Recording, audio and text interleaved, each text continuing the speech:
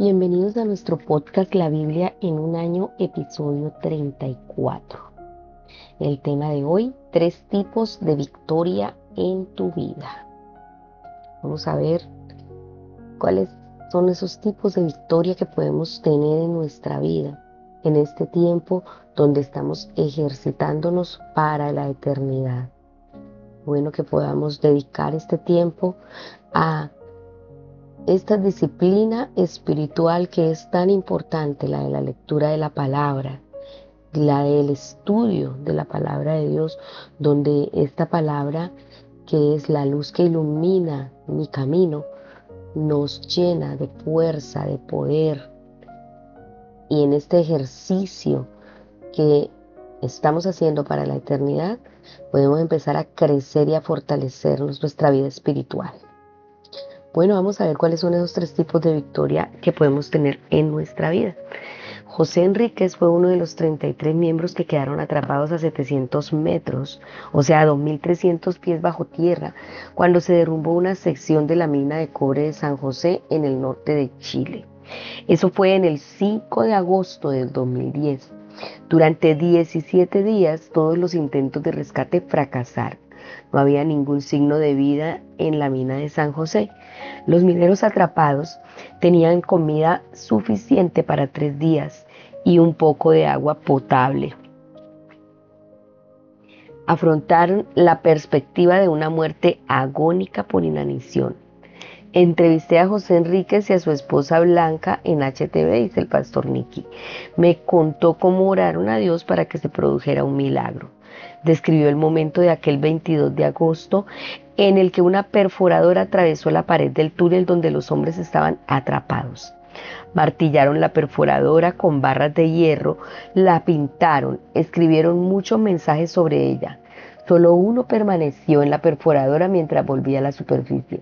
El mensaje decía: estamos bien, los 33 en el refugio. En total, los hombres sobrevivieron un récord de 69 días bajo tierra antes de que fueran llevados a la superficie. Más de 1.000 millones de personas vieron el rescate en vivo por televisión.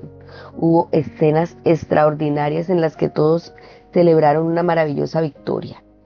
La vida de fe está llena de desafíos, dificultades y pruebas, pero también hay tiempos de victoria. En los pasajes de hoy vemos 3 tipos de victoria diferentes. Vamos a ver Salmos, capítulo 18, versículos del 16 al 24. Abra allí su Biblia y nosotros vamos a estar leyendo en la Nueva Traducción Viviente, NTV.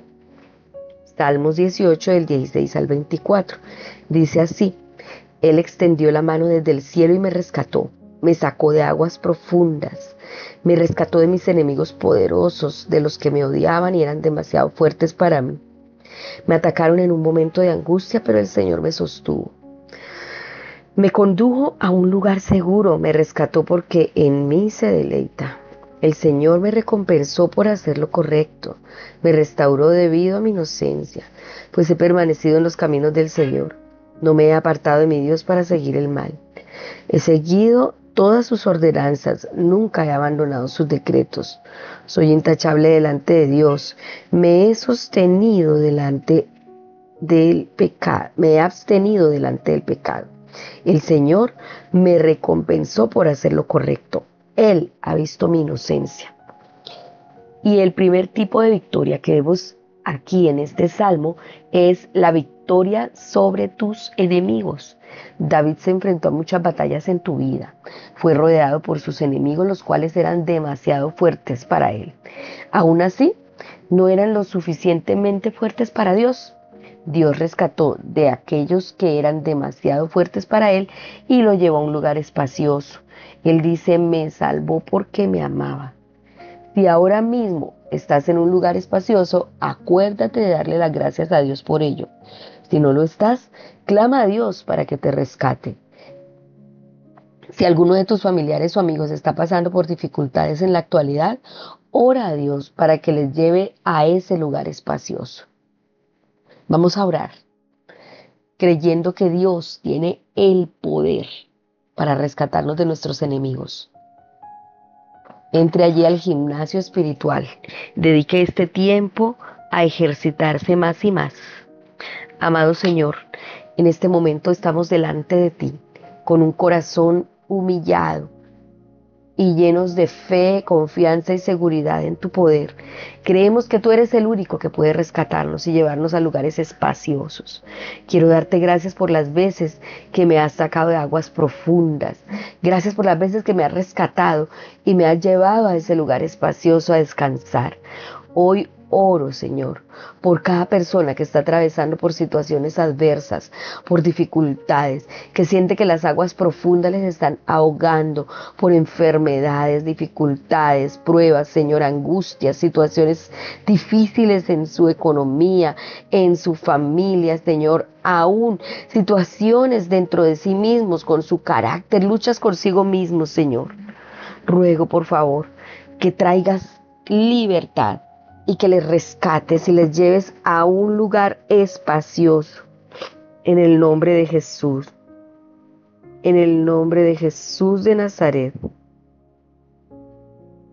Te damos muchas gracias. Gracias, amado Dios. Gracias porque tú eres bueno, Señor.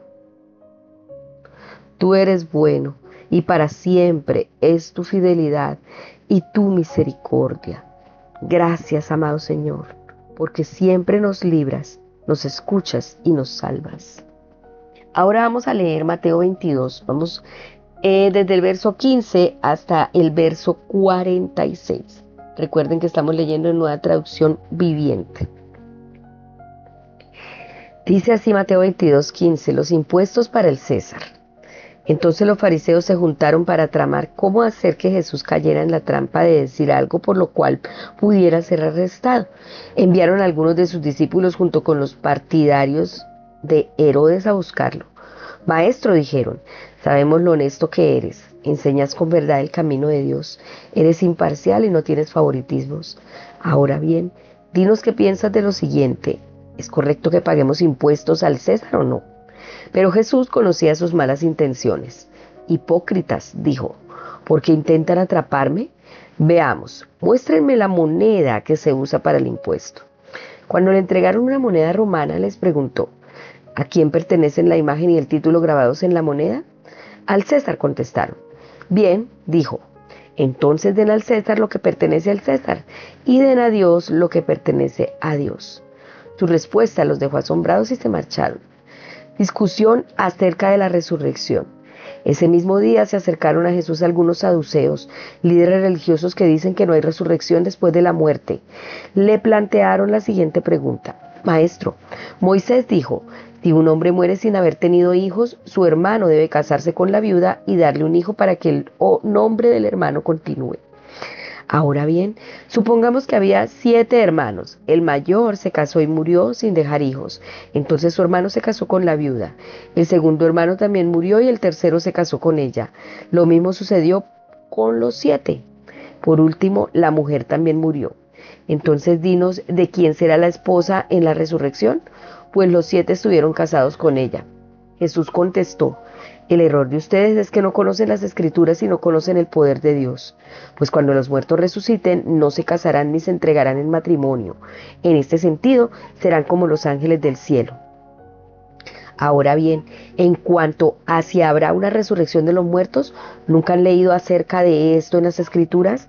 Mucho después de que Abraham, Isaac y Jacob murieran, Dios dijo, yo soy el Dios de Abraham, el Dios de Isaac y el Dios de Jacob. Por lo tanto, Él es el Dios de los que están vivos, no de los muertos. Cuando las multitudes lo escucharon, quedaron atónitas ante su enseñanza. El mandamiento más importante. En cuanto los fariseos oyeron que habían silenciado a los saduceos con esa respuesta, se juntaron para interrogarlo nuevamente. Uno de ellos, experto en la ley religiosa, intentó tenderle una trampa con la siguiente pregunta. Maestro, ¿cuál es el mandamiento más importante en la ley de Moisés? Jesús le contestó, ama al Señor tu Dios con todo tu corazón, con toda tu alma y con toda tu mente. Este es el primer mandamiento y el más importante. Hay un segundo mandamiento que es igualmente importante. Ama a tu prójimo como a ti mismo. Toda la ley y las exigencias de los profetas se basan en estos dos mandamientos. ¿De quién es hijo el Mesías? Entonces, rodeado por los fariseos, Jesús les hizo una pregunta. ¿Qué piensan del Mesías? ¿De quién es hijo? Ellos contestaron, es hijo de David. Jesús les respondió, entonces, ¿por qué David, mientras hablaba bajo la inspiración del Espíritu, llama al Mesías mi Señor? Pues David dijo, el Señor le dijo a mi Señor, siéntate en el lugar de honor a mi derecha hasta que humille a tus enemigos y los ponga por debajo de tus pies. Si David llamó al Mesías mi Señor, ¿cómo es posible que el Mesías sea su hijo? Nadie pudo responderle y a partir de entonces ninguno se atrevió a hacerle más preguntas. Vamos entonces a ver la segunda victoria en el segundo punto. Y la segunda victoria es victoria sobre tus detractores. Los oponentes de Jesús lo interrogaron haciéndole 3 preguntas, una trampa, un truco y una prueba. En cada ocasión sale victorioso dando respuestas que no solo asombran y admiran, sino que también tendrán influencia en la historia humana. ¿Qué podamos aprender de las respuestas de Jesús? Lo primero que aprendemos es que no dividas tu vida entre lo sagrado y lo secular. Los fariseos planeaban atrapar a Jesús con sus propias palabras. Plantearon a Jesús lo siguiente, danos tu opinión, ¿está permitido pagar impuestos al César o no? Los impuestos a los que se referían eran extremadamente impopulares. Si Jesús hubiera respondido que sí, se habría desacreditado a los ojos del pueblo. Todos le habrían odiado y visto como un traidor que quería ayudar a los romanos. Pero en caso de haber dicho que no, habría sido culpable de sedición, exponiéndose al arresto y a la ejecución. Jesús, con su sabiduría inigualable, no menoscabó las leyes y los reglamentos, sino que desarrolló un principio que son intemporales. Unos principios. Lo primero es que da una respuesta sorprendente, diciendo, denle al César lo que es del César y a Dios lo que es de Dios. Todo seguidor de Jesús tiene una doble ciudadanía. Por un lado, tienes la responsabilidad de contribuir como buen ciudadano comprometido en las escrituras de tu sociedad terrena. Por otro, también eres un ciudadano del reino del cielo, con una responsabilidad ante Dios. Por principio, ambos, Dios y el César, no tienen por qué estar en conflicto. Estás llamado a ser un buen ciudadano de ambos sitios. Participa en la vida de tu sociedad, no te apartes de ella. No se trata de que Dios esté encargado de la parte sagrada de tu vida y el gobierno de la parte secular. Más bien, tu vida entera está bajo la autoridad de Dios. Una parte de tu compromiso con Dios consiste en honrar y obedecer las cosas que el gobierno pide legítimamente de ti. De la misma manera que una moneda lleva acuñada la imagen del César, tú llevas impresa la imagen de Dios. Como lo dice Génesis 1:26, Dios quiere que le des tu vida por completo. Lo otro que tenemos que tener en cuenta es tener claro que hay vida después de la muerte. La siguiente pregunta de los saduceos es una pregunta trampa sobre un hombre que tenía 7 mujeres. Debido a que los saduceos no creían en la resurrección, diseñaron una complicada pregunta con trampa para mostrar lo absurdo que era.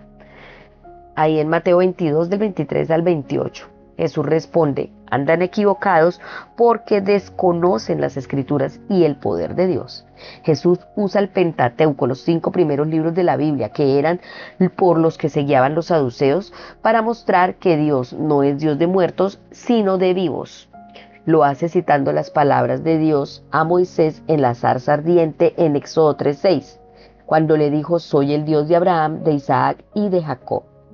Cuando Moisés oyó estas palabras, Abraham, Isaac y Jacob llevaban muertos cientos de años. Dios no dijo, yo era su Dios, sino yo soy su Dios, lo que significa que todavía están vivos. Jesús muestra que esta vida es lo único que hay. Más allá habrá una continuidad entre esta vida y la que está por venir. Hay una resurrección física, pero también te da una discontinuidad, pues serán como los ángeles que están en el cielo. Por encima de todo, las Escrituras muestran que habrá una resurrección, y si Dios es todopoderoso, ¿por qué no tendría que haberla? Lo otro que hace Jesús es que prioriza el amor a Dios y al prójimo. Entonces los fariseos le salieron con una pregunta de prueba a la que Jesús da una respuesta brillante, que va a la esencia del Antiguo Testamento. Ama a Dios con todo tu corazón, con todo tu ser y con toda tu mente. Y ama a la gente, ama a tu prójimo como a ti mismo. Todo el resto de las cosas no son sino una aplicación detallada de estos dos mandamientos. Después de silenciar a sus críticos, Jesús les hace una pregunta sobre su identidad. Basándose en las Escrituras, muestra que el Cristo no es simplemente el hijo de David, sino que es el Señor de David. Demuestra que el Mesías es mucho más que simplemente un gran rey humano. Con esto, no solo desafía lo que ellos dan por supuesto acerca del Mesías, sino que veladamente les indica cuál es la identidad de Jesús. Este es un momento de victoria para Jesús. Nadie pudo responderle ni una sola palabra y desde ese día ninguno se atrevió a hacerle más preguntas. Vamos a orar. Vamos a pedirle al Señor, si en este momento estás viviendo alrededor de detractores, personas que quieren ponerte a prueba, que quieren ponerte trampas, que quieren avergonzarte, dígale al Señor, Señor, que tú seas mi refugio y me des la victoria. Amado Padre, te rogamos que nos des una sabiduría como la de Jesús para evitar las trampas, para lidiar con las preguntas capciosas y para responder a las preguntas de prueba. Rogamos, Señor, que la presencia de tu Espíritu Santo nos llene de sabiduría, de unción y de poder para poder responder correctamente y con esa brillantez que respondió Jesús ante sus detractores. Te lo pedimos en el nombre de Cristo Jesús. Amén. Ahora vamos a leer Job capítulo 30, capítulo 31 y capítulo 32. Job capítulo 30, estamos leyendo en Nueva Traducción Viviente. Job habla de su angustia, Sin embargo, ahora los que son más jóvenes que yo se burlan de mí, jóvenes cuyos padres no son dignos de correr con mis perros ovejeros. ¿De qué me sirven esos pobres desgraciados? Están demacrados por la pobreza y el hambre. Escarban el suelo seco en las tierras baldías y desoladas. Arrancan verduras silvestres de entre los arbustos y comen de las raíces de los árboles de retama. Son expulsados de la sociedad y la gente les grita como si fueran ladrones. Así que ahora viven en barrancos aterradores, en cuevas y entre las rocas. Suenan como animales aullando entre los arbustos, apiñados debajo de las ortigas. Ellos son necios, hijos de nadie, gentuza de la sociedad, y ahora se burlan de mí con canciones vulgares, se mofan de mí, me desprecian y no se me acercan, excepto para escupirme en la cara. Pues Dios ha cortado la cuerda de mi arco, me ha humillado y por ello ya no se contienen. Esa gentuza se me opone descaradamente, me arroja al suelo y me tiende trampas a mis pies, me cierra el camino y me hace todo lo imposible para destruirme. Sabe que no tengo quien me ayude, me ataca por todos lados, me asalta cuando estoy abatido. Vivo aterrorizado, mi honor ha volado con el viento y mi prosperidad se ha desvanecido como una nube. Y ahora la vida se me escapa, la depresión me persigue durante el día. De noche mis huesos se llenan de dolor que me atormenta incesantemente. Con mano fuerte, Dios me agarra de la camisa, me toma del cuello de mi abrigo, me ha lanzado al barro. No soy más que polvo y ceniza. Clamo a ti, oh Dios, pero no me respondes. Estoy delante de ti, pero ni siquiera miras. Te has vuelto cruel conmigo, utilizas tu poder para atormentarme, me lanzas al torbellino y me destruyes en la tormenta, y sé que me envías a la muerte, el destino de todos los que viven. Por cierto que nadie se pondrá en contra del necesitado cuando clama por ayuda en medio de su miseria. ¿No lloraba yo por los que estaban en apuros? ¿No me lamentaba profundamente por los necesitados? Entonces busqué el bien, pero en su lugar me vino el mal. Esperaba la luz, pero cayó la oscuridad. Mi corazón está atribulado e inquieto, me atormentan los días de sufrimiento. Camino en penumbra sin la luz del sol. Clamo por ayuda en la plaza pública, pero me consideran hermano de los chacales y compañero de los búhos. Mi piel se ha oscurecido y mis huesos arden de fiebre. Mi arpa toca música triste y mi flauta acompaña a los que lloran. Job capítulo 31. Job declara su inocencia. Hice un pacto con mis ojos de no mirar con codicia sexual a ninguna joven. Pues, ¿qué ha escogido para nosotros el Dios del cielo? ¿Cuál es nuestra herencia del Todopoderoso en las alturas? ¿No es calamidad para los malvados y desgracia para quienes hacen el mal? ¿No ve Dios todo lo que hago y cada paso que doy? ¿Acaso he mentido o engañado a alguien? que Dios me pese en la balanza de justicia, porque sabe que soy íntegro.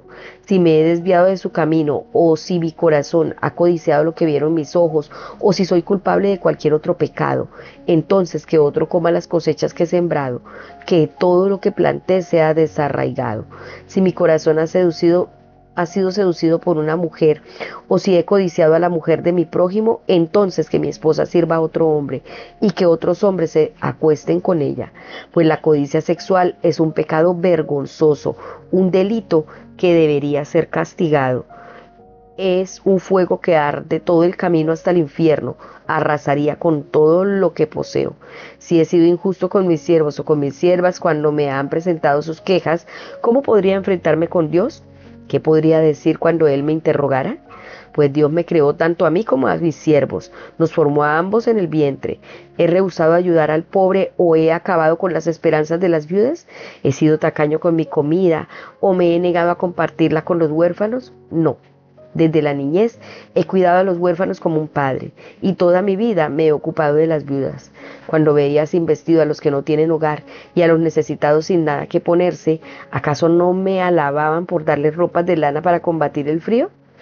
Si he levantado la mano contra el huérfano sabiendo que los jueces se pondrían de mi parte, entonces que se disloque mi hombro, que mi brazo se descoyunte. Eso sería mejor que enfrentarme al juicio de Dios.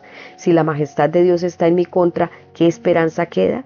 ¿He puesto mi confianza en el dinero o me he sentido seguro a causa de mi oro? ¿Me he regodeado de mi riqueza y de todo lo que poseo? ¿He mirado alguna vez al sol que brilla en los cielos o a la luna que corre su sendero de plata y he sido seducido en el secreto de mi corazón a lanzarles besos de adoración? Si así fuera, los jueces deberían castigarme, porque significaría que he negado al Dios del cielo. ¿Me he alegrado alguna vez cuando una calamidad ha herido mis enemigos o me entusiasmé cuando les ha tocado sufrir? No, nunca he pecado por maldecir a nadie ni por pedir venganza. Mis siervos nunca han dicho, Él dejó que otros pasaran hambre. Nunca he negado la entrada a un desconocido, más bien he abierto mis puertas a todos. ¿He intentado ocultar mis pecados como hacen otros, escondiendo mi culpa en el corazón? ¿Acaso me he quedado callado y encerrado por miedo a la multitud o al desprecio de las masas? Si tan solo alguien me escuchara. Miren, voy a respaldar mi defensa con mi firma, que el Todopoderoso me responda, que escriba los cargos que tiene contra mí. Me enfrentaría a la acusación con orgullo y la llevaría como una corona, pues le diría exactamente lo que he hecho. Vendría ante él como un príncipe. Si mi tierra me acusa y todos sus surcos claman juntos contra mí, o si he robado sus cosechas o he matado a sus propietarios, entonces que en esa tierra crezcan cardos en lugar de trigo y malezas en lugar de cebada. Aquí terminan las palabras de Job. Job capítulo 32. Eliú responde a los amigos de Job.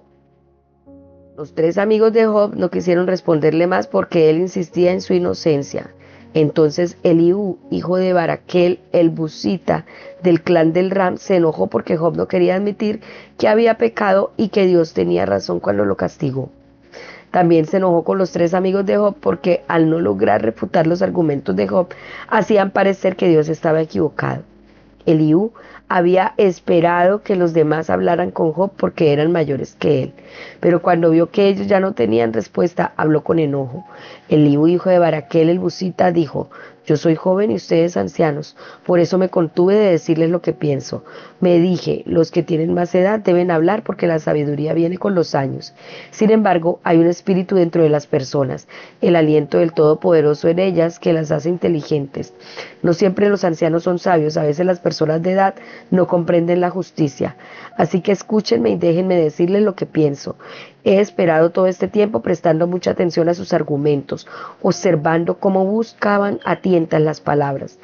He escuchado, pero ninguno de ustedes ha logrado refutar a Job ni responder a sus argumentos. Y no me digan, él es demasiado sabio para nosotros, solo Dios podrá convencerlo. Si Dios hubiera estado discutiendo conmigo, yo no le respondería con la misma lógica que ustedes.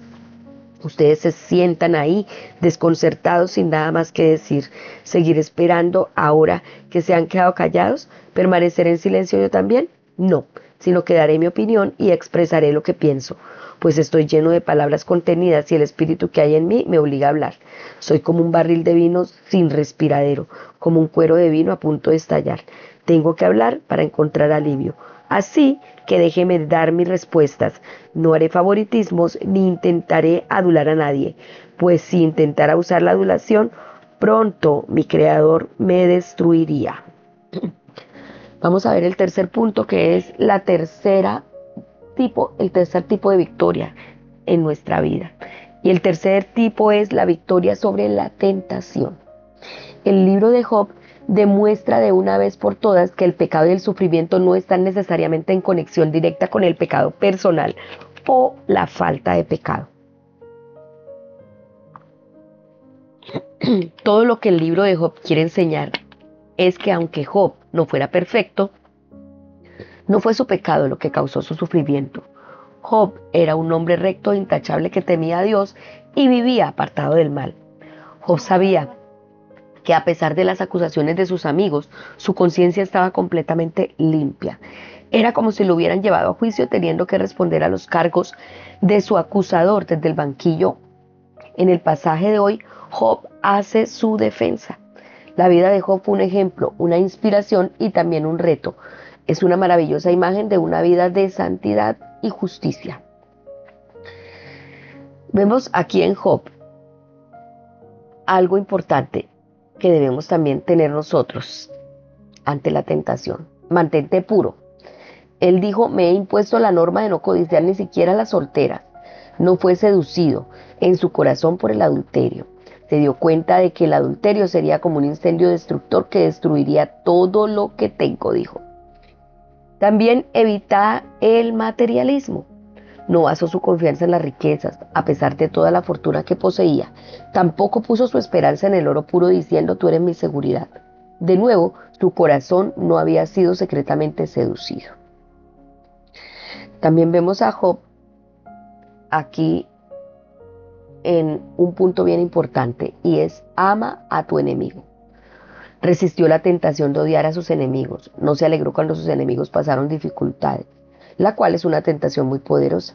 Hay una tentación de pronunciar palabras de enojo, pero Job no cometió esa tentación. El pecado de pedir que le vaya mal a su enemigo. Otro punto bien importante en lo cual Job actuó es ser generoso. No solo evitó el pecado en su vida personal, también fue justo con sus empleados. No desoyó los ruegos de los pobres y sus puertas jamás se cerraron al viajero. Esto es algo bien importante cuando estamos enfrentando tentación. Necesitamos mantenernos firmes en estas áreas. Vamos a pedirle al Señor que también nos dé la victoria sobre la tentación y que nos permita tener esos tres tipos de victoria en nuestra vida. Amado Señor, ayúdanos a vivir una vida con una conciencia clara, a mantenernos puros y poner nuestra confianza solo en ti. Gracias porque a través de la cruz de Jesús haces posible el perdón de mis pecados, de mis fallas, de mis faltas pasadas, y por el poder del Espíritu Santo puedo salir victorioso de la tentación. Dame la victoria en medio de cualquier tentación. Ayúdame a mantenerme puro en medio de la tentación sexual. Ayúdame a evitar el materialismo, a caer en el pecado del amor al dinero. Perdón, Señor, y ayúdanos a mantenernos firmes y fuera, Señor, de toda tentación de materialismo. Enséñanos a amar a nuestros enemigos. Enséñanos, Señor, a ser generosos y ayudar a los que estén necesitados. Te lo pedimos en el nombre de Jesús. Amén. La pastora Pipa añade el siguiente comentario. Me impresiona mucho la confianza de Job en Dios y en que Dios lo encontraba sin mancha. Nos da un recuento muy bueno de la manera en que ha conducido su vida, incluyendo que no se ha quedado con el pan para sí mismo. Recuerdo una vez, antes del COVID, que no me sentía nada generosa cuando regresé a casa y descubrí que Nicky había regalado todos los brownies de chocolate que había hecho para una ocasión especial. Mis brownies tal vez estén seguros por ahora, pero espero ser más generosa después del COVID, dice la pastora Pipa. Bueno, amados, recordemos que hay tres tipos de victoria en nuestra vida que podemos tener a través de Cristo. la victoria sobre nuestros enemigos, la victoria sobre nuestros detractores y la victoria sobre la tentación. Recordemos que este devocional fue escrito por el pastor Nicky Gumbel de la iglesia HTB en Londres y la voz de este podcast es de Marisol Rojas. Que el Señor les bendiga.